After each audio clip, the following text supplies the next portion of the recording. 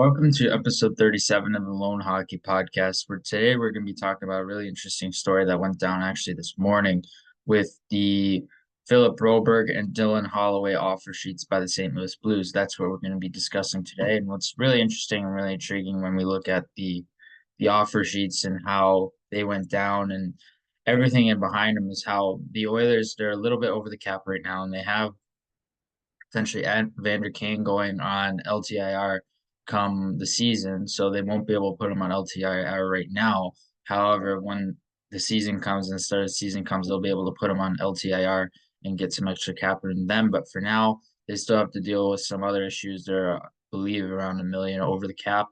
And because of now the offer sheets with Philip Broberg and with Dylan Holloway, now it causes some potentially extra issues. In terms of Philip Broberg, you're looking at a player who's 23 years old now, and obviously he's drafted high by the Oilers back in 2018, or excuse me, 2019. And you look at the makeup of his game, what's really intriguing about him is he still has the potential to hit his full potential in the coming seasons, not necessarily when he's 24, 25, but potentially when he's around 28, 29, 30, he could potentially hit his full potential as a top four level defenseman who can play on the offensive and defensive side of the puck. So you're getting a player who could potentially play both sides of the puck in a top four role, power play, penalty kill, a guy who can do a little bit of both in that sense, in that realm. And with Broberg, what's really intriguing too is obviously he's an elite skater. He's got elite feet, elite footwork, elite first step, ability to pivot on a dime, turn on a dime. He really understands the makeup of his game. He understands the makeup of his play. He understands how to leverage contact. He understands how to leverage his first step within his feet. He understands how to leverage different components within his skating already that really allows him to control play fluidly. So in terms of St. Louis, obviously they have some rangy, taller level skaters in terms of their defensive core. Colton Parayko is an easy example to think of a player who's around 6'6", I believe, if not slightly shorter than that. But you look at Parayko's game and how fluid he moves. You're getting a player on the left side who can fit that bill, and Philip Broberg if he does come over. And that's the other thing too. He asked for a trade from the Oilers a little while back, and what's really interesting about that now is him agreeing to an offer sheet with St. Louis is how obviously Edmonton only has 7 days to match. It's a 2-year deal at a little over 4.5 million AAV per year, which is a doubtful contract that Edmonton will be willing to match, considering the fact that Broberg hasn't necessarily proven himself in their system yet. And at the same time, they have a lot of different options in their decor. They have some fill-in options that they can replace him with in terms of Broberg being a guy who played in the AHL this past season. You can replace Broberg with some other players in that realm as well on the left side and try to give some support options on that left side instead if they don't look to actually match that offer. Now with Dylan Holloway, what's really intriguing is he was a recent draft pick, obviously by Edmonton. He was drafted in 2020, so the year after Broberg was. And what was really interesting about Holloway's game is obviously he's had to deal with his fair share of time in Bakersfield as well, playing in the AHL system and trying to come up his way through not only the AHL but out of the AHL and into a consistent NHL role. A player who can easily play a top nine role, and potentially over the course of time he could evolve into a top six level forward, which is what St. Louis is clearly looking at. They want the top six level guy, or potentially even top line scorer with how well he competes, he forechecks, his attention to angles on the forecheck, his attention to detail in terms of not only his angles, but really understanding his ability to maneuver with his feet and play with speed, utilize foot speed, and utilize different elements within his feet to create acceleration speed, separation speed, and be able to outmaneuver opponents as well. And with Dylan Holloway, you're getting a speedy forward, but a guy who brings offensive flair to the table as well. And that's also really intriguing. Is what is really interesting about this deal is obviously it's a 2-year deal at a little over 2.2 million a year. So with Holloway, that seems like a deal that Edmonton is more likely to match. I would highly doubt that they're going to match the Broberg one, considering the fact that it's going to put them much further over the cap compared to Holloway, where they can wiggle around some depth of guys and try to make room for Holloway in that sense. So with Broberg, I don't see them actually matching it. With Holloway, I definitely see them matching that. What's really interesting about Holloway too is He's really intriguing as a skill player, and we mentioned it briefly, but what I really like about his skill game is his ability to utilize his playmaking in different elements. Like, he can utilize really good manipulation elements within his puck skills, his flair, his ability to hook passes around defenders, his ability to pass in dynamic ways, and also be able to handle the puck in dynamic ways at dynamic speeds. So, what was really intriguing is you saw a lot of his game evolve throughout the playoffs, and that's probably another one of the reasons why St. Louis is looking at Holloway here in this sense, because of Holloway's ability to be and to take a game over in some senses, because there are times where he would take the game over and he'd be really good at actually taking the game over with his puck skills, with his forechecking, with his angles, and understanding those details. So by having those elements, that really allowed him to continue to evolve, continue to get better. And we saw some highlight reel plays, some highlight reel passes, some highlight reel clips from him that you don't necessarily see. But when you actually look through the video and highlight some of the video in terms of his shift by shift, you actually notice some of those details more in depth, and you notice those details about Holloway's game and how well he can make plays, how well he can generate passes, how well he can maneuver contact, how well he can understand these different elements and really combine them together to be more of a playmaking threat and be more of an overall dual threat player in general. And what I really like about Holloway's game too is his attention to detail and his patterning, and what I really liked is his ability to link together sequences with the puck, and especially doing this at high speeds is really it's a really difficult thing to find in a player. So with Holloway, you saw some of it somewhat inconsistently, but my thought process is it's better to see it inconsistently and you're still seeing high degrees of flair, because if you're not seeing any flair and you're seeing inconsistency, that's worse. So you're seeing inconsistency, but you're still seeing high degree of offensive flair. That's still a good thing, because if Holloway's at least showcasing that skill, showcasing those elements in inconsistent levels, it's better that he's inconsistent at it compared to being consistent, because that consistency can come over time. He can find ways to produce more over time. He just has to build off the foundation that he already has, find ways to make it and tweak it a little bit more. And there could be more in many different ways he can evolve into a top six level player. But the speed combo with the puck skills, the forechecking is very, very rare.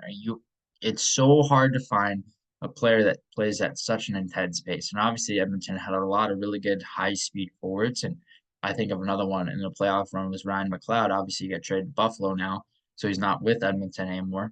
But Ryan McLeod, another really good fleet footed player who's similar in that sense, could argue is almost as fast as McDavid. Really hard to say, but arguable. And Holloway had some dynamic speed elements that would be somewhat comparable as well.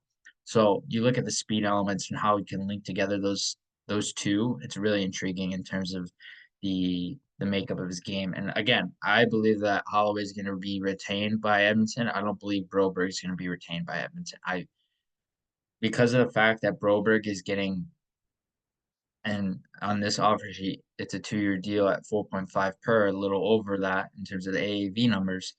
That's really different in terms of looking at his game and saying, what is he? Versus Holloway, you can really see it. You can see a little bit more of it. You saw it throughout the playoffs. But Broberg, you still don't see that to the same degree. You didn't see it necessarily in the playoffs as well. You didn't see it in the regular season. You didn't see it necessarily a whole lot in the AHL either. So Broberg's a guy I would imagine he's going to be going to St. Louis for sure. But it's really intriguing because we don't usually see offer sheets in the NHL that often, anyways. So, and Doug Armstrong is obviously not afraid to do that type of stuff. But what's really interesting is how the timing element of it is. It's really close to the season. Obviously, the Oilers are in a cap crunch. Training camp's right around the corner, but it doesn't necessarily matter that training camp's around the corner because they still have to make a decision in 7 days' time. So either way, a decision is going to be made. It's actually beneficial for both players too, because given their RFA status, this could have held out a little bit longer than they would have liked.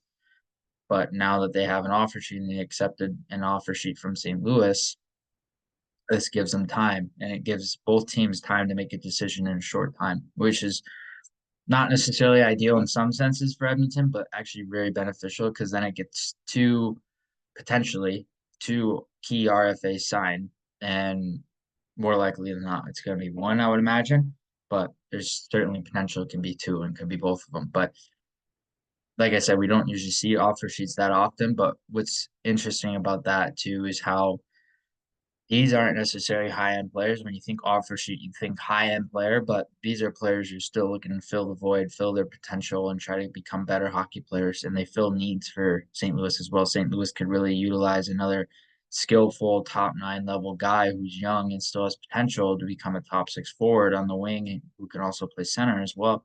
But they also need a left shot defenseman. They're in need of defensemen and trying to upgrade their defensive core with younger blue liners who can fill the void and play not only an offensive touch but a defensive touch as well. So there's value in both semblances in terms of how both players can play and how they can add to St. Louis.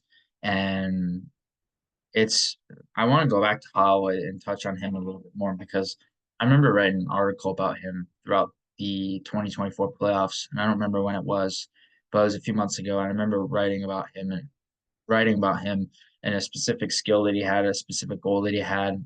It showcases competitiveness, his tenacity, his flair, his ability to maneuver around the net, and how well he could utilize his puck skills, not only in tight, but maneuvering at high speed. So you're getting a player who can showcase that competitiveness, that tenacity.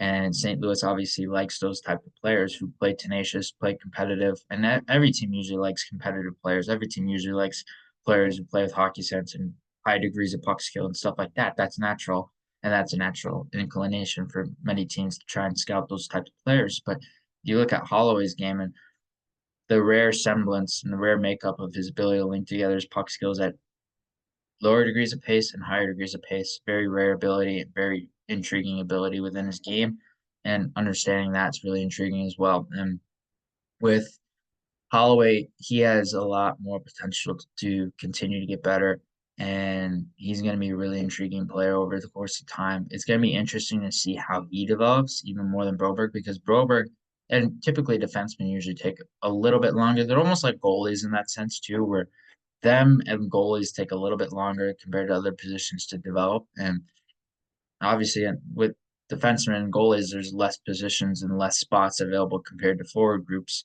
With forward groups in the NHL, you're getting a lot more. You're getting four lines, three players per line. So obviously, there's going to be more spots in terms of numbers of the forward group. But at the same time, it's still tricky for defensemen to try and find their way immediately, and especially when they're not necessarily given the right development opportunities. Like Broberg in Edmonton has been a really interesting case study because you look at how sometimes he's been injured, sometimes he's been up with the big team, he's been down, he's been scratched, he's gone through it all.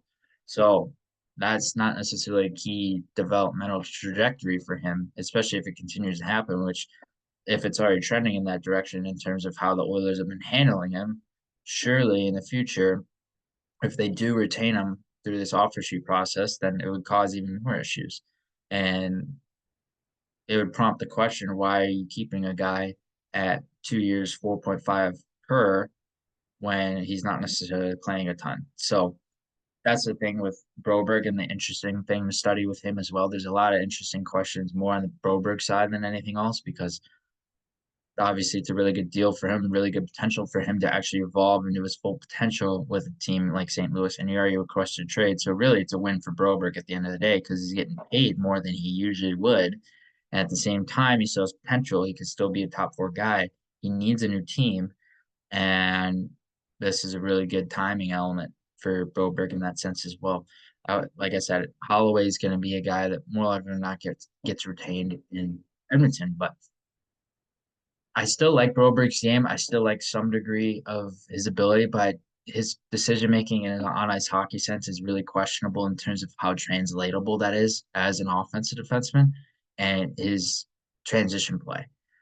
He's a guy who in junior in the SHL and coming up through the Swedish system, he showed some really good intrigue when playing in transition, playing in the offensive zone, utilizing first touch on the puck, walking the line, natural inclinations that modern day offensive style defensemen usually have at the blue line. Now with Broberg in terms of his NHL play, we haven't seen much translatability. We've seen him when he gets the puck. I've seen this a lot. He likes to take routes along the perimeter. He'll like to get a touch on the puck, but when he gets a touch on the puck, he'll like to just keep it alive, put it deep in the zone, and punt it out. So he's not necessarily playing to his possession abilities, playing to a system within the team. He's not necessarily playing for himself. So that's the interesting about him, and the interesting thing about him is how if he can get out of those bad habits, and sometimes it's really hard for players to actually evolve into better habits right away. It takes a lot more time because breaking a habit is not so simple to the point where some players they take a lot longer to really hit their stride when it comes to developing better habits, and it takes usually a little by little, bit by bit process to doing that. And skill development work is a big part of that to trying to fix habits that are bad and trying to tweak them, adjust them, and fix them depending on the player. With Broberg, you see the offensive touch, you see offensive capabilities, you see offensive ability within his skating as well. But there's so many bad habits in terms of punting pucks in the offensive zone, just getting rid of pucks, not holding on to pucks, not extending possessions, not maneuvering east west. He's playing north. So a lot of these habits are already ingrained in them, which would be problematic in terms of translatability to not to Edmonton, to St. Louis right away if he were to go to St. Louis and this offer sheet did go through, because he can play with some good defenders in St. Louis, and surely at the AAV that he'd be getting off his contract, he would get way more opportunity in St. Louis because he would have to play a top four role within the next few years to really hit stride even more. Otherwise, if he is consistently playing in the top six, but he's juggled around, he's not necessarily given a full on consistent role, that could really hinder his development in terms of the ages from 24 to 25 and beyond that point. So with Broberg, you're getting a player, obviously really intriguing, still a lot of potential. He's a big rangy defenseman with really fluid feet and really fluid capabilities within his two-way play. You just have to look at the decision-making elements in terms of his ozone habits, his transitional habits, and sometimes his D-zone positioning habits, man-to-man coverage specifically. You're looking at those elements in terms of how projectable he could actually be moving into either Edmonton or St. Louis, whichever two. And so it's going to be interesting to see what continues to happen with those two heading into the future.